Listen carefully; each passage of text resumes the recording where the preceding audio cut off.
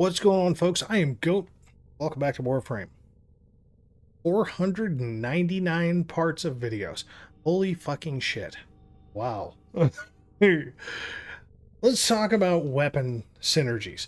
Now, what I mean by this is, what's the best way for somebody to synergize their weapons to their frames? And more importantly, is it a great importance to do so? Now, this is kind of the eluding question because stuff like the steel, stuff like the circuit and steel pass circuit and elite deep Archimedia and elite temporal Archimedia have all arrived and have really stirred up the mix of synergizing builds. But as far as normal gameplay, like, what's the best way to synergize your builds? Well, there's two parts to this. One, what does the frame want? And two, what is your playstyle? Now, I can cover my style of things to a point, and I'll explain why, and then you can take that for whatever you want, okay? So I'm going to cover, I don't know, let's say Frost, Citrine,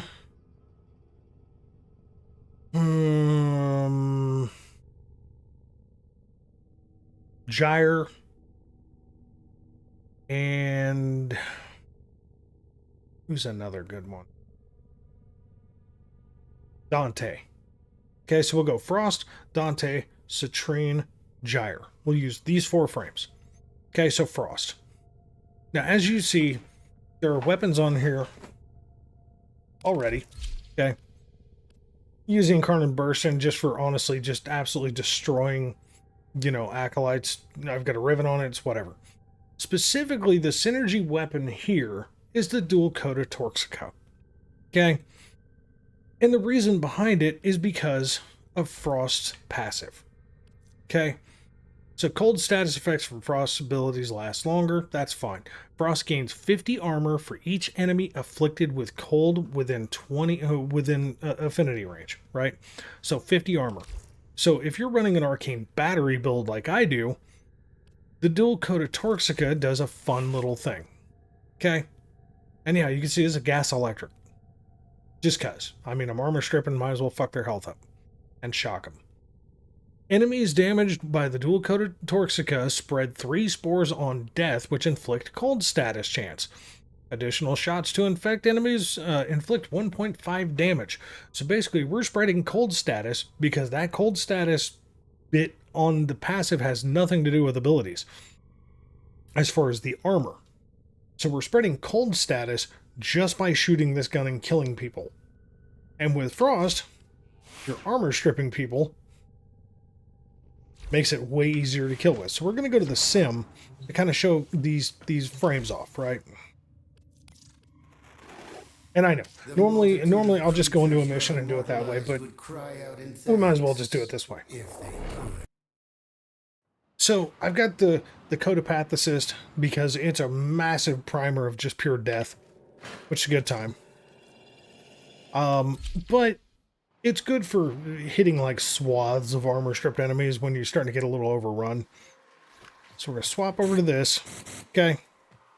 Now, we're going to pause this AI. We're going to put him at level 230 because who gives a shit. Cool. We like it. Okay. So we're going to pause the AI, and we're just going to show this interaction as he's over here doing swinging dick guns. Right, so I've got a cold weapon, right? So I'm getting cold statuses this way. I'm also armor stripping and turning them into popsicles. And then when I get a kill, now you'll notice if I come over here, I've already got more energy. And as I kill more, you're like, look, my armor is fluctuating, or my energy is fluctuating because of that cold status. But these weapons, these pistols, help you basically just keep on trucking. Never having energy problems because you're constantly inflicting cold damage on everything. So either be it your first ability, your third ability, your fourth ability, or your guns, or your companion. Bro, these frozen body people are just dancing. These things are constantly spreading cold status around. Now, that's a solid synergy with Frost. Using something that works in conjunction with what the frame wants, right? Now, we'll go to Dante. Now, Dante is going to be easy because I don't even need to show it. Specifically, you see it's pointed at the Grimoire. Now, running Dante's base kit, if you don't want to sacrifice fire rate for Noctua, okay, and you just want to do this. I mean, yes, is it a good thing to probably throw an extra form in here just to put a lethal momentum on there? Yeah. But it's nowhere near as slow as the Grimoire as far as the alt fire or the primary fire, so I haven't really found a necessity for it. But what the Grimoire does is it has a very, very slow-moving alt fire that functions with energy regen.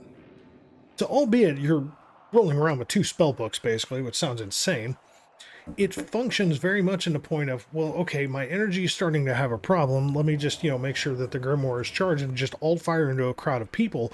And this slow-moving electro ball of doom goes through and shocks the fuck out of people and gives you energy regen one energy regen per second for 20 seconds for each enemy hit that stacks up to 10 times.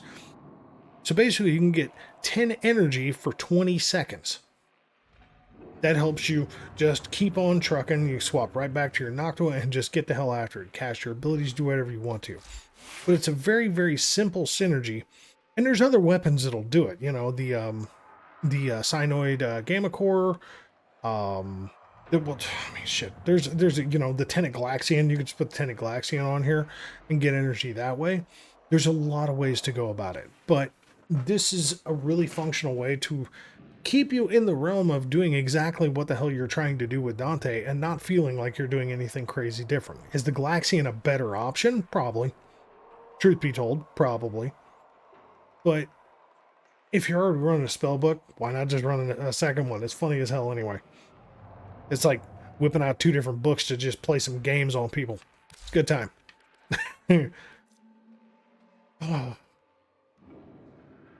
Actually, I'm going to throw Calvo in here too. So Calvo, no matter what the hell build you're running, whether it's a defensive build, whether it's an offensive build, melees. Okay? Melees are the synergy with Calvo because Calvo is a melee-based frame.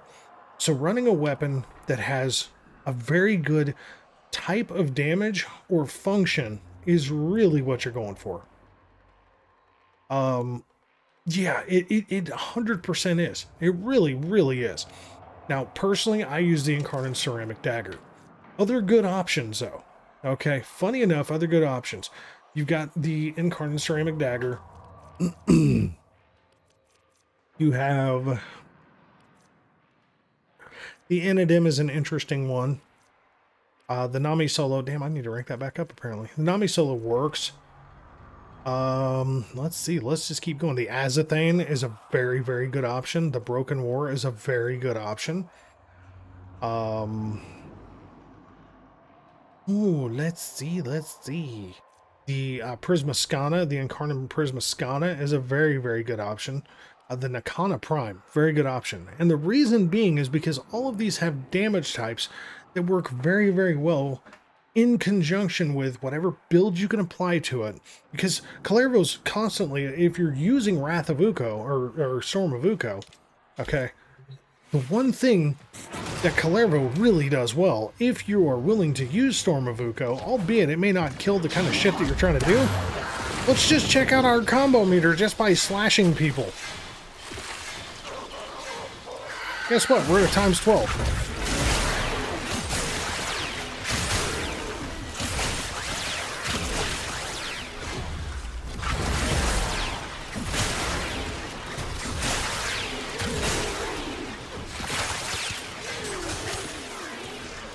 Made a left?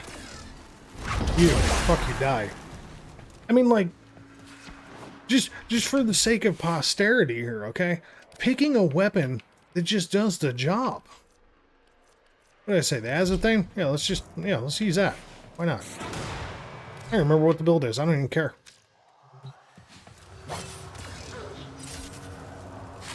So here, we're just gonna go Storm of Uko, let it charge up.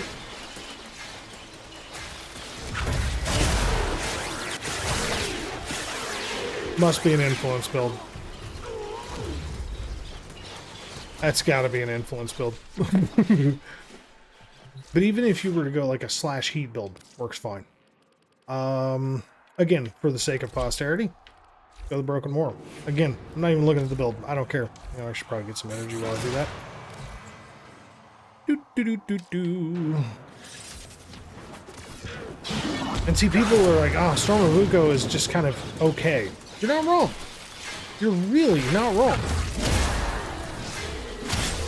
That's definitely an influence build. As you can tell, I've done quite a few influence builds, but I mean, like, it's just a matter of what works, right? What's going to give you damage types? If you're going with influence, obviously it works well. You know, but let's go with, where did she go? Kind of prime. I don't even remember. We're going to look at this build. Okay, so this is, it says viral. Apparently I didn't change it. Oh, okay. Yeah. Well, we're going to go with influence. But again, hold on. Let's look at the stats. Okay. You take the electricity out of the equation. Look how much slash damage we're applying. Okay. Just, they're already getting hit with slash damage from Storm of Uko as it is. And hitting a times 12 and then getting 584% crit on top of that times 12 damage is really, really stupid. You know, like, it borders on dumb. And all it takes is just coming in here and doing this, right?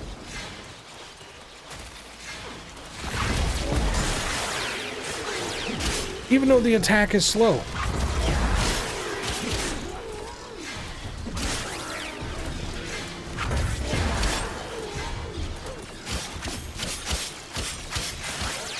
Hey, down, lady. I mean, like, there's really, really good options. The thing is that you want quick attack. The Nakana is the only reason that I don't use the Nakana, honestly, is because it's attack speed. And I just don't want to fuck about with it because this has really worked very well for me. So, just saying. Citrine. Now, this is going to be funny because you're going to see the same goddamn thing. The dual coat of Torxica for a very different reason. Now, I've done some modifications to my Citrine build. So it's going to be a little different than... Oh, I don't even remember when Citrine's going to post.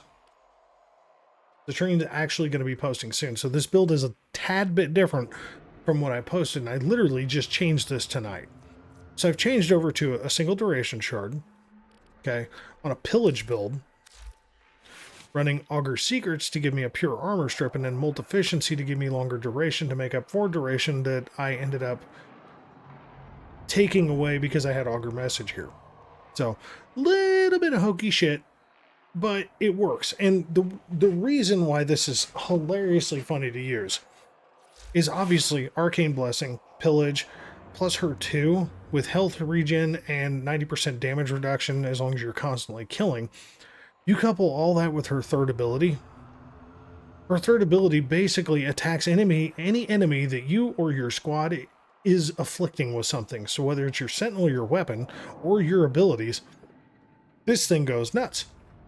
Now, the dual coat of Torxica has that funny little interaction, right? It causes the 3 to just get absolutely fucking stupid. So, we're just going to go throw the giant crystal butt plug out here and make them all hate their lives, right? So let's just throw this shit out here. We're going to armor strip them. We'll just do this because why not?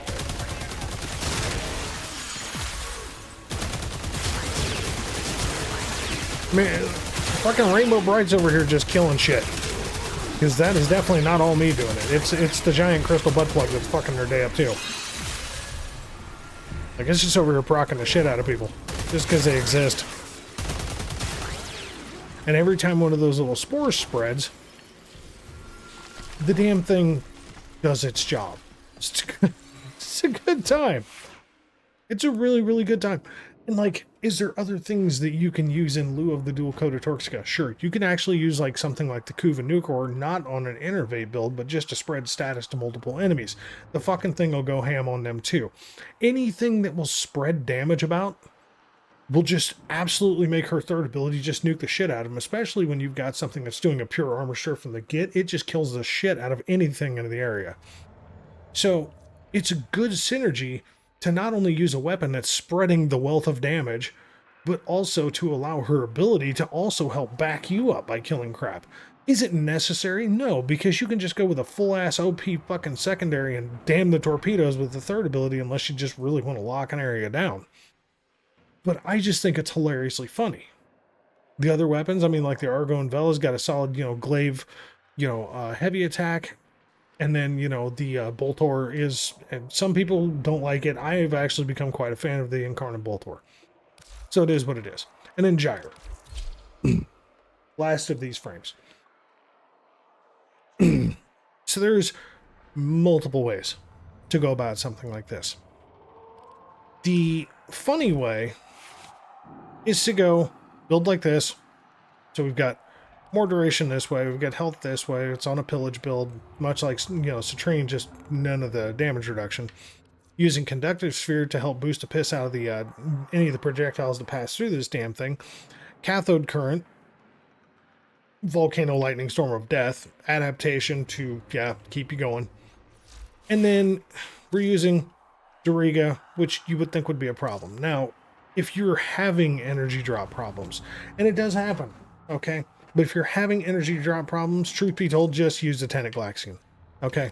Seriously. Just use the Tenet Galaxian with Photon Overcharge. Damn the Riven bullshit. You don't need it. Just put a heat here. Excuse me. Just put like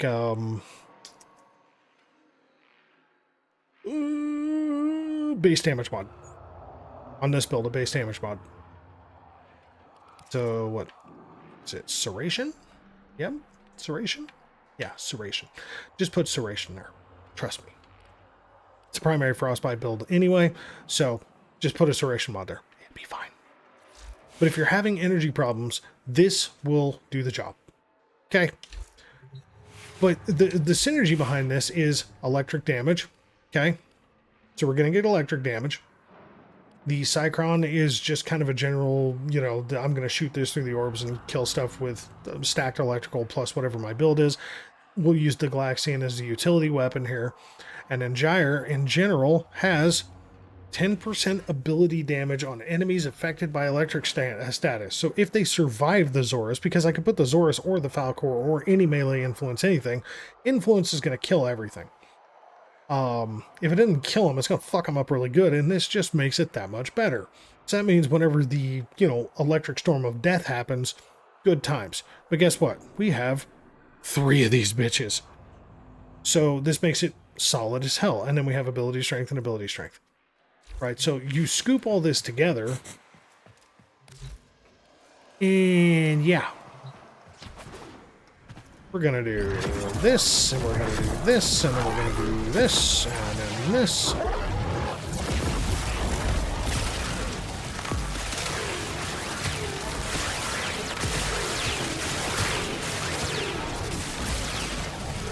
Like, nothing likes it. Nothing likes this at all. But the synergy behind it is you can use the Zorus to basically just help up the damage, which is a good time. Okay. So, like, we'll just come back here. Simulate, stupid. Good God. So here, we'll come over here for this, and then this, and then we'll only use the Zorus and pop above him, right? So now whatever ability damage hits him is even more powerful, because the Zorus afflicted an electric status. Like, they just don't like it. As soon as that armor left, she was like, I give up. But it's a very simple synergy. An electric weapon coupled with a utility weapon and a good killer weapon to play into the aspects of what the frame does. These are just a few examples of how to make a synergy. I mean, hell, I could throw Loki in here. The basis behind Loki, guess what? The Incarnate Dread, I got a Riven who gives 2 fucks. right? Spectral Serration. Damage while invisible. Simple. Guess what else? Arcane Crepuscular. Yeah, we're already invisible. Might as well utilize the living shit out of it, right? That's a synergy in itself. You know, Haro, slow weapons, okay? Make them go fast. Gauss is the same way. Caliban's kind of whatever. Wukong, like Wukong's another funny synergy. So if you are not focusing and using Iron Staff Prime, you definitely want to use battery or infinite ammo style weapons. Something like the Basmu, the Bubonico, the Nataruk, Tenet Cycron, things like that. You know, the Riot 848 is a funny one. Because this way you can use a melee and the twin never runs out of ammo. So the twin doesn't just stand there like an idiot and then bust out a melee as well and then looking like a complete R-tard until everything is done. If you bust out the Iron Staff Prime, all that shit goes to the wind because now the twin is using the Iron Staff as well, and it's just wild. So, but would I say synergizing builds is a meta? No. Because, you know, the whole, you know, meta most effective tactics available, right? So, I think meta is very fluid. Meta is something that overall in the game is a big bubble of function, but it's how you approach it that makes it work. So the truth of it is, you find the meta in your own playstyle to synergize with each one of these frames, and you will walk away and go, fuck yeah. So folks, that's it. That's all. Thanks very much for watching. As always, catch you in the next one, all right?